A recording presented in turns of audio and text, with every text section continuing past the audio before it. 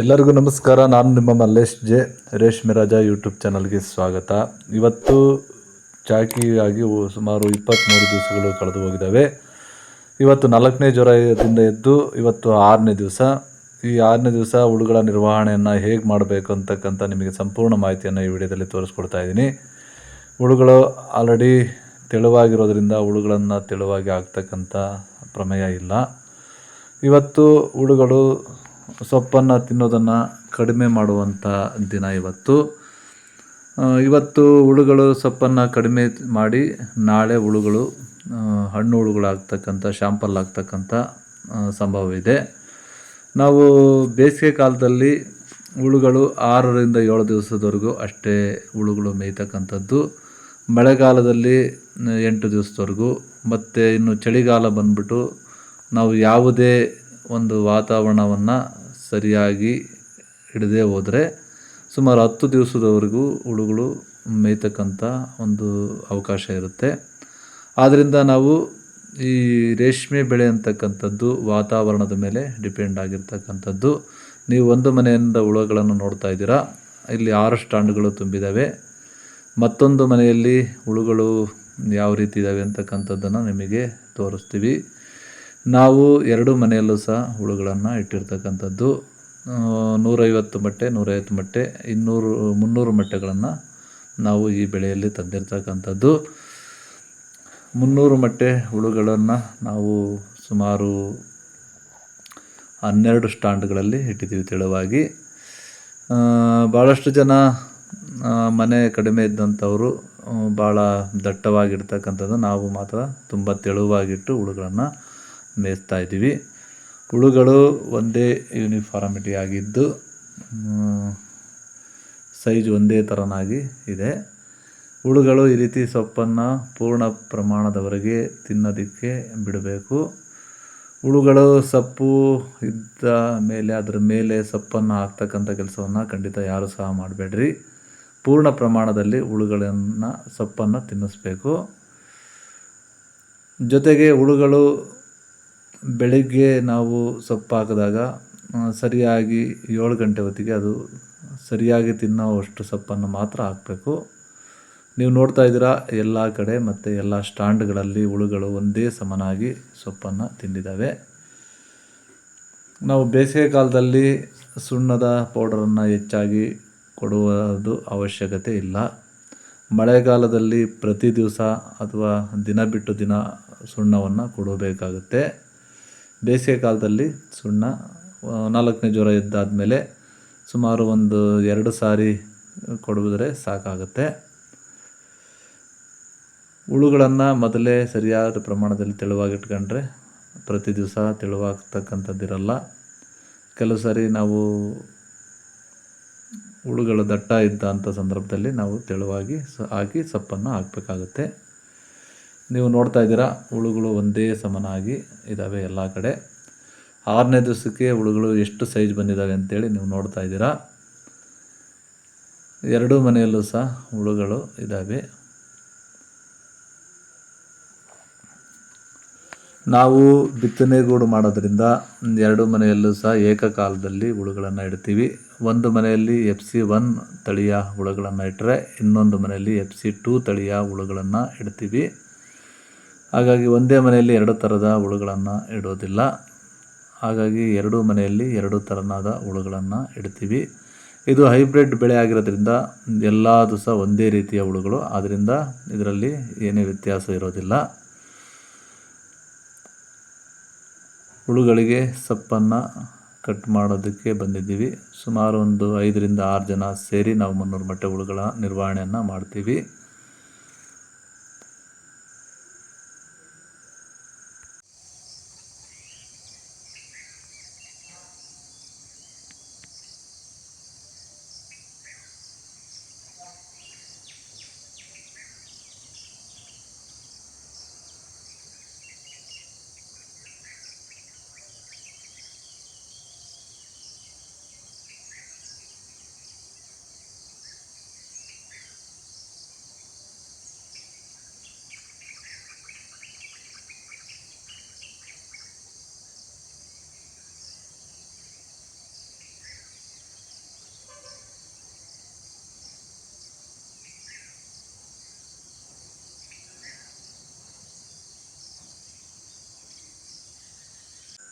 ನಾವು ಯಾವಾಗಲೂ ಸೊಪ್ಪನ್ನು ಈ ರೀತಿ ನೇರವಾಗಿ ನಿಲ್ಲಿಸಿಕೊಂಡು ತೋಟದಿಂದ ರೇಷ್ಮೆ ಮನೆಗೆ ತರುವಂಥದ್ದು. ನಮ್ಮ ರೇಷ್ಮೆ ತೋಟಕ್ಕೂ ಮತ್ತು ರೇಷ್ಮೆ ಮನೆಗೂ ಸುಮಾರು ಒಂದು ಅರ್ಧ ಕಿಲೋಮೀಟ್ರ್ ಅಂದರೆ 500 ಮೀಟ್ರ್ ಡಿಸ್ಟೆನ್ಸ್ ಅಷ್ಟೇ ಇದೆ.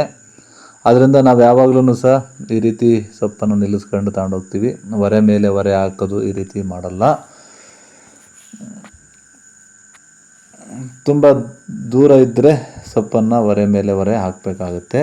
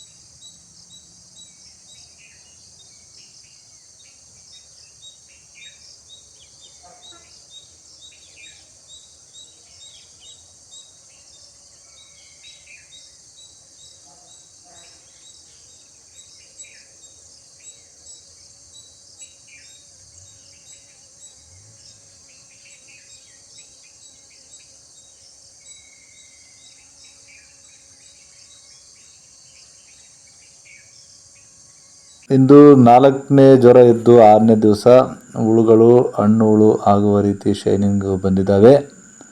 ಇನ್ನು ಇವತ್ತೊಂದು ದಿವಸ ಮೇಯ್ದು ನಾಳೆ ಹುಳುಗಳು ಹಣ್ಣು ಹುಳು ಆಗ್ತವೆ. ನಿಮಗೆ ನಾಳೆ ಹಣ್ಣು ಹುಳುಗಳು ಯಾವ ರೀತಿ ಆಗ್ತವೆ, ಹುಳುಗಳಿಗೆ ಚಂದ್ರಿಕೆಯನ್ನು ಯಾವ ರೀತಿ ಇಡಬೇಕು ಅಂತಕ್ಕಂಥ ಒಂದು ಸಂಪೂರ್ಣ ಮಾಹಿತಿಯನ್ನು ನಿಮಗೆ ನಾಳಿನ ವಿಡಿಯೋದಲ್ಲಿ ನಿಮಗೆ ತೋರಿಸ್ಕೊಡ್ತೀನಿ. ಇವತ್ತು ಹುಳುಗಳು ಸಹ ಸೊಪ್ಪನ್ನು ತಿನ್ನೋದನ್ನು ಸುಮಾರು ಮಾಡಿದ್ದಾವೆ. ಬೇಸಿಗೆ ಕಾಲದಲ್ಲಿ ಹುಳುಗಳು ಬೇಗ ಹಣ್ಣಾಗ್ತವೆ. 6 ದಿವಸ ಮೇಯ್ದು 7ನೇ ದಿವಸ ಹಣ್ಣಾಗ್ಬಿಡ್ತವೆ. ಹುಳುಗಳು ವಾತಾವರಣದ ಮೇಲೆ ತುಂಬ ಡಿಪೆಂಡ್ ಆಗಿರ್ತವೆ. ಹುಳುಗಳಿಗೆ ಎಷ್ಟು ಬೇಕು ಅಷ್ಟು ಸೊಪ್ಪನ್ನು ಹಾಕಬೇಕು.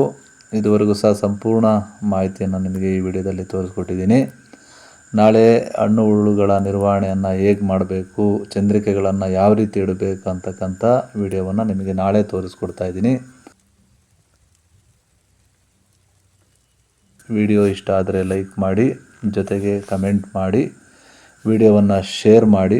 ವಿಡಿಯೋ ನೋಡಿದ ನಿಮ್ಮೆಲ್ಲರಿಗೂ ಸಹ ಧನ್ಯವಾದಗಳು. ನಮಸ್ಕಾರ.